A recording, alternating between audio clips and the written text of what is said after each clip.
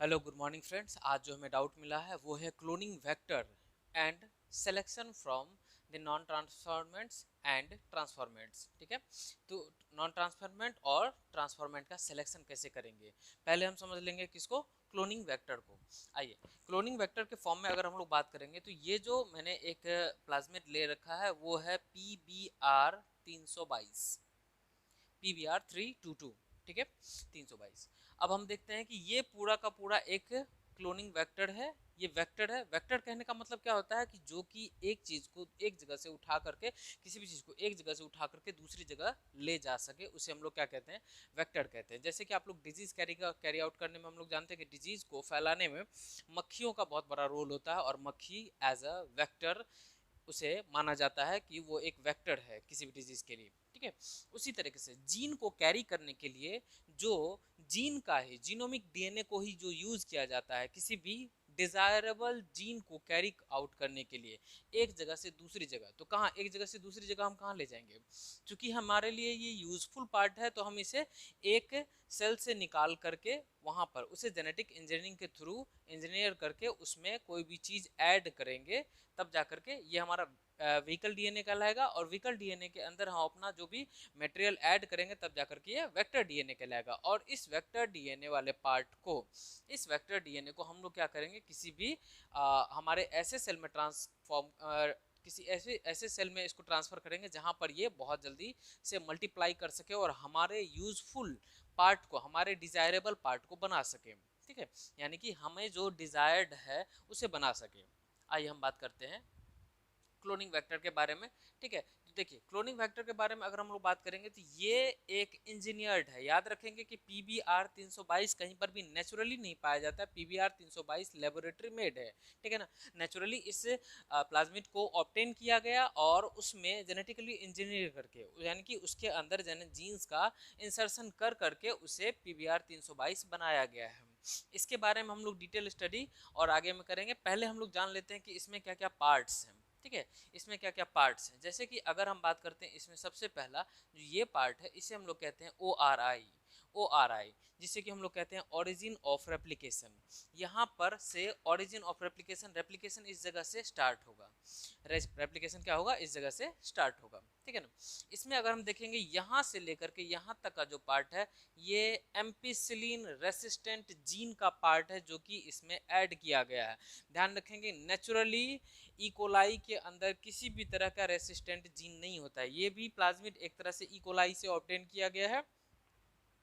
तो नेचुरली किसी के भी अंदर एम्पिसिलिन का रेसिस्टेंट का जीन नहीं पाया जाता है, नेचुरली किसी के भी अंदर टेट्रासाइक्लिन का रेसिस्टेंट का जीन नहीं पाया जाता है, इकोलाई के अंदर हम बात कर रहे हैं। लेकिन ये दोनों ही जीन यहाँ पर इंसर्ट किए गए हैं। अब एक क्वेश्चन उठेगा कि ये क्या है, ये क्या है, ये क्या है और ये क्या है। ध्यान रखेंगे कि एम्पिसिलिन रेसिस्टेंट जीन जो होता है उसके पास दो पार्ट ऐसे होते हैं जो कि रेस्ट्रिक्शन साइट का काम करती हैं। रेस्ट्रिक्शन साइट क्या होता है हम इसके बारे में आगे बात करेंगे। अभी मैं आपको इतना बताता हूँ कि रेस्ट्रिक्शन साइट वो साइट होता है जिस जगह पर हम अपने डिजायर्ड जीन को ऐड कर सकते हैं। अब कहोगे कि हमने तो एक जीन का पार्ट ऑलरेडी ऐड कर रखा है, अब हम क्यों ऐड करेंगे, इसके बारे में मैं आपको बताना चाहता हूँ कि ये जीन का पार्ट हम इसीलिए ऐड कर रहे हैं क्योंकि इसके पास रेस्ट्रिक्शन साइट्स हैं, इसके पास रेस्ट्रिक्शन साइट्स हैं, हमारी डिजायरेबल रेस्ट्रिक्शन साइट्स हैं जो कि हमें पता है। और इस जगह पे चूंकि ये रेस्ट्रिक्शन साइट के बारे में हमें पता है तो ऑब्वियस सी बात है इसकी जीन की सीक्वेंसिंग भी हमें पता होगी। तो हम क्या करेंगे, उसी तरह के जीन के सीक्वेंसिंग के अगेंस्ट हम अपना जो रेस्ट्रिक्शन एंजाइम है उसे यूज करेंगे और वो रेस्ट्रिक्शन एंजाइम पर्टिकुलरली उसी जगह पर जाकर के कट लगाएगा। अदरवाइज अगर हम कोई सा भी रेस्ट्रिक्शन एंजाइम अगर यूज करेंगे तो वो कहीं भी कट लगा देगा और हमें पता नहीं चल पाएगा। ठीक है ना, तो जहां पर हम चाहते हैं कि हम ये चीज यहाँ पर ऐड हो और उसी जगह पर ऐड होनी चाहिए, तो हम किसी पर्टिकुलर जगह पर कट लगाएंगे, वो फ्रेगमेंट अलग होगा, हमारा जो डिजायरेबल पार्ट है वो जाकर के उस जगह पर हम लाइगेट करवाएंगे और फिर इसे जोड़ देंगे और ये पूरा का पूरा जीनोमिक डीएनए वापस डबल स्टैंडर्ड सर्कुलर मैनर में आ जाएगा। ठीक है, इसीलिए हम पर्टिकुलर किसी एक खास तरह के एम्पिसिलिन रेसिस्टेंट या फिर टेट्रासाइक्लिन रेसिस्टेंट या फिर उसके अलावा भी अलावा बात करेंगे तो क्लोरामफेनिकोल, कानामाइसिन, इस सब तरह के रेसिस्टेंट जीन का हम लोग यूज करते हैं जिसके पास क्या होते हैं, रेस्ट्रिक्शन साइट्स होती हैं। ठीक है। तो इसके पास हम देखते हैं कि एक रेस्ट्रिक्शन साइट यहाँ है, एक रेस्ट्रिक्शन साइट यहाँ पर है। इसके अलावा अगर टेट्रासाइक्लिन में बात करेंगे तो ये रहा इसका रेस्ट्रिक्शन साइट, ठीक है ना। ये अलग अलग ऑर्गेनिज्म के लिए है, डिपेंड करता है कि ये कहाँ से लिया गया है, ठीक है ना। अब नेक्स्ट बात करते हैं यहाँ पर, ये जो दिख रहा है आपको इको R1, ये एक क्या है, रेस्ट्रिक्शन साइट है। ये भी एक रेस्ट्रिक्शन साइट है जो कि इकोलाई से ऑब्टेन किया गया रेस्ट्रिक्शन एंजाइम फर्स्ट है, उसके लिए है, ठीक है ना। इको R1 का मतलब क्या हुआ, इकोलाई से ऑब्टेन किया गया रेस्ट्रिक्शन एंजाइम फर्स्ट है, ठीक है। तो उसके लिए ये जो रेसिस्टेंट जीन है ये यहाँ पर प्रेजेंट है। उसके अलावा क्लेवन, ये भी रेस्ट्रिक्शन एंजाइम है, रेस्ट्रिक्शन साइट है जो कि यहाँ प्रेजेंट है। और उसके अलावा हिंड 3, ये भी क्या है, रेस्ट्रिक्शन साइट है। ये सारे के सारे जो हमने बाहर से लिख रखे हैं, ये जितने भी हमने बाहर से लिख रखे हैं, ये सारे के सारे क्या है, रेस्ट्रिक्शन साइट्स हैं। अब हम बात करते हैं ये अंदर से, ये रेस्ट्रिक्शन जीन है जो, सॉरी रेसिस्टेंट जीन है जो कि किसी पर्टिकुलर एंटीबायोटिक से रेसिस्टेंट है, ठीक है। मतलब एंटीबायोटिक से रेसिस्टेंस होने का प्रॉपर्टी रखते हैं वो, मतलब उस तरह का प्रोडक्ट बनाते हैं जो कि उस तरह के एंटीबायोटिक से इस बैक्टीरिया को रेसिस्टेंस प्रोवाइड करवाएगा। ये ओरिजिन ऑफ रेप्लिकेशन हम बात कर चुके हैं। और ये जो है ये ROP, ये क्या करता है, कोड करता है उस तरह के प्रोटीन को जो कि रेप्लिकेशन ऑफ द प्लाज्मिड में हेल्प करता है, प्लाज्मिड के रेप्लिकेशन में हेल्प करता है, ठीक है। आइए नेक्स्ट इसमें बात करते हैं रेस्ट्रिक्शन साइट्स। ये देखिए सारे के सारे रेस्ट्रिक्शन साइट्स मैंने उठा करके यहीं के, इसके अंदर जितने भी रेस्ट्रिक्शन साइट है वो सारे के सारे मैंने यहाँ पर लिख रखे हैं। इसके अलावा इसके पास जितने भी एंटीबायोटिक रेसिस्टेंट जीन हैं वो यहाँ पर मैंने लिख रखा है। इसके अलावा अगर बात करते हैं PBR 322 में, P represents for plasmid, BR for Bolivar and Rodriguez, जिन्होंने इस पूरे के पूरे सिस्टम को खोजा, ठीक है ना, बॉलिवर एंड रोड्रिगेज। और 322 ये एक सीक्वेंस है, ये एक जीन है। जब किसी भी लेबोरेटरी मान लीजिए कि ये इतने नंबर के एक्सपेरिमेंट पर जाकर के ये जीन बना, ठीक है, उससे पहले वाले पर भी कोई जीन बना होगा, उससे पहले वाले पर कोई जीन बना होगा, तो सबको वो एक सीक्वेंसिंग कर करके रखते गए। तो ये PBR 322 जो ये 322वें नंबर पर जाकर के ये चीजें, ये जीन बन करके रेडी हुआ था और उस जगह पर जाकर के ये सेलेक्ट किया गया था, ठीक है, फॉर्मुलेटेड प्लाज्मिड। अब हम बात करते हैं कि एक PBR 322 में क्या क्या होता है, ठीक है। इसमें सबसे पहला जो होता है, यानी कि इस क्लोनिंग वेक्टर, ये जो क्लोनिंग वेक्टर है पर्टिकुलरली यहाँ पर हम इसकी बात करें, इसके पास क्या क्या है, ORI है, जिसे कि हम लोग कहते हैं कि ये ओरिजिन ऑफ रेप्लिकेशन साइट है, ठीक है। Sequence from where replication starts, इस जगह पर से जाकर के रेप्लिकेशन होना स्टार्ट होगा। और ध्यान रखेंगे कि जो जिस ORI का कॉपी नंबर बहुत ज़्यादा होता है, हम लोग यूजुअली उसी तरह के ORI को प्रेफर करते हैं। अब दिमाग में क्वेश्चन आता है कि कॉपी नंबर क्या होता है, ठीक है ना। तो आइए इसे हम लोग देखते हैं। कॉपी नंबर क्या होता है, number of copies of a particular gene in the genotype of any individual.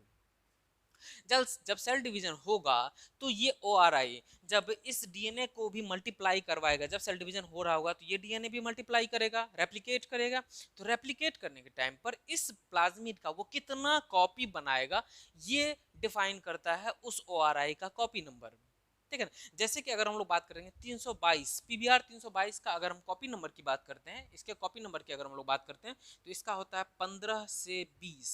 ये लगभग 15 से 20 कॉपीज बनाता है इस प्लाज्मिड DNA का, ठीक है ना। तो सपोज कीजिए कि अगर हम ये यहाँ पर कोई अपना डिजायर्ड जीन ऐड कर रखा है जो कि हमारे उम्मीद का प्रोडक्ट बना रहा है, तो अगर वो कितना बनेगा, अगर ये एक ही कॉपी बनाता तो वो एक ही टाइम बनता, लेकिन ये 15 से 20 बना रहा है तो 15 से 20 टाइम वो प्रोडक्ट बनेगा, ठीक है ना। 15 to 20 टाइम्स उस प्रोडक्ट का फॉर्मेशन होगा। अगर ये कॉपी नंबर तो बहुत ज़्यादा फिर भी कम है, उसके अलावा भी और बहुत सारे ये क्लोनिंग वेक्टर्स होते हैं जो कि क्या होता है, जिसका कॉपी नंबर और भी ज़्यादा होता है, यानी कि वो उतने ज़्यादा मल्टीपल कॉपीज का फॉर्मेशन करेगा, उतने ज़्यादा मल्टीपल कॉपीज का फॉर्मेशन करेगा। तो हम लोग देखते हैं कि जैसे कि अभी हमने बात करी PBR 322, तो PBR 322 में तो मात्र 15 से 20 कॉपीज बनाई है ना, तो ये और भी ज्यादा कॉपीज का फॉर्मेशन कर सकता है। जिसका कॉपी नंबर जितना ज्यादा हाई होगा वो उतना ज्यादा नंबर में फॉर्मेशन करेगा, ठीक है। नेक्स्ट देखते हैं सेलेक्टेबल मार्कर।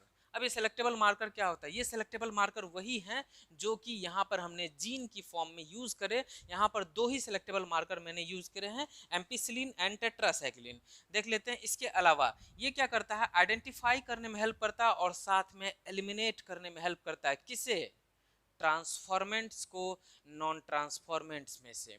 नॉन ट्रांसफॉर्मेंट्स को एलिमिनेट करता है और ट्रांसफॉर्मेंट्स को कॉपी करने में हमें हेल्प करता है। कैसे? इसके बारे में हम लोग नेक्स्ट स्लाइड में देखेंगे, पहले इसकी बात कर लेते हैं। To identify and eliminating non transformants and selectively permitting the growth of the transformants, ठीक है ना। एलिमिनेशन करेगा किसका? नॉन ट्रांसफॉर्मेंट का। मतलब जो बैक्टीरिया, सपोज करते हैं कि ये बैक्टीरिया हमने कहीं ये किसी बैक्टीरिया में हमने इंट्रोड्यूस किया, तो उस बैक्टीरिया को हम लोग ट्रांसफॉर्मेंट बैक्टीरिया कहेंगे। और वहां पर मान लेते हैं कि उस एनवायरमेंट में कुछ ऐसे भी बैक्टीरिया प्रेजेंट होंगे जो कि पहले से वहां पर थे और ऑब्वियस सी बात है कि वो ट्रांसफॉर्मेंट नहीं थे। तो हम जब किसी कल्चर मीडियम पर ग्रो करेंगे तो दोनों ही तरह के बैक्टीरिया ग्रो कर जाएंगे, है ना। तो दोनों तरह के बैक्टीरिया जब ग्रो करेंगे तो हमारा तो डिजायरेबल प्रोडक्ट तो मान लीजिए नहीं बन पाएगा, या बनेगा भी तो हो सकता है कि उसमें कुछ मिक्सिंग हो जाए, या फिर ऐसा भी हो सकता है कि वहां पर जो हमने कल्चर मीडियम रखा है, हमने जो वहां पर मीडियम यूज किया है उसका ज्यादा से ज्यादा वही बैक्टीरिया यूज कर ले जो हमारे काम का नहीं है। तो ट्रांसफॉर्मेंट्स को ग्रो करने का तो हमारा कोई रीजन नहीं रहा।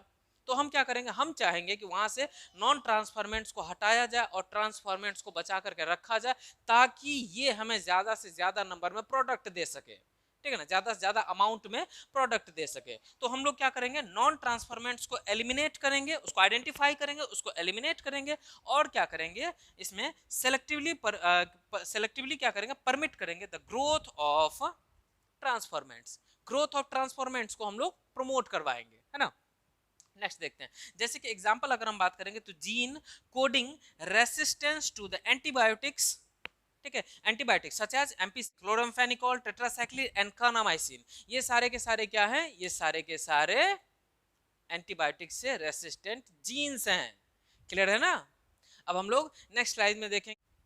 हालांकि इसमें हम लोग जो है ना दो नोट ऐड करेंगे जो कि हमारे नीट के पॉइंट ऑफ व्यू से बहुत ही ज्यादा इंपॉर्टेंट होगा। उसके बाद हम लोग इसमें क्लोनिंग साइट ऐड करेंगे, और उसके बाद हम लोग इसका सिलेक्शन का प्रोसेस देखेंगे कि कैसे हम लोग नॉन ट्रांसफॉर्मेंट ट्रांसफॉर्मेंट को कैसे अलग अलग इसको हम लोग सेपरेट करते हैं, ठीक है। आइए नेक्स्ट देखते हैं, इसमें हम लोग नीट पॉइंट ऑफ व्यू से जो इंपॉर्टेंट चीज है वो है नोट इसका पहला कि नेचुरली इकोलाई के अंदर किसी भी एंटीबायोटिक रेसिस्टेंस के लिए जीन प्रेजेंट नहीं होती है, ठीक है ना, इसमें से रिलेटेड।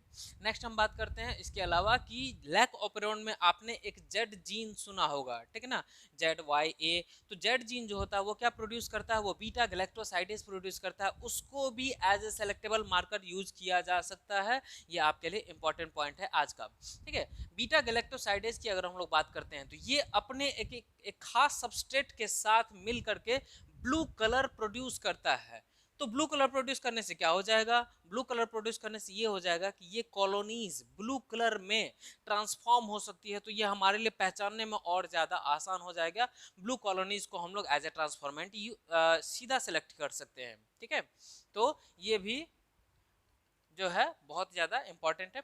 इसके अलावा हम बात करते हैं कि इसके पास जो क्लोनिंग साइट्स होती है, क्लोनिंग साइट्स बोले या फिर रेस्ट्रिक्शन साइट्स बोले, एक ही बात है, ये सारे के सारे क्लोनिंग साइट्स हैं, ठीक है ना। Cloning site, the gene of interest can be inserted और एट द रेस्ट्रिक्शन साइट और क्लोनिंग साइट, ठीक है ना।